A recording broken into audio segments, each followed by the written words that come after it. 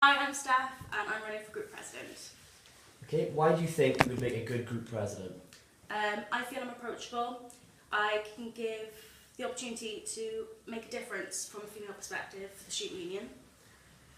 What do you think are the biggest challenges facing the SU? Currently there is funding. Sports and societies don't have enough funding because the university can't afford it.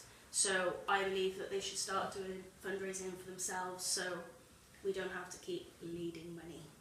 Okay. How will you make sure that the voice of every student is heard by the university? Regular campus visits. I will let the students know which campus I am on to make sure that it's fair and equal chance for every student to come and speak to me through an open door policy.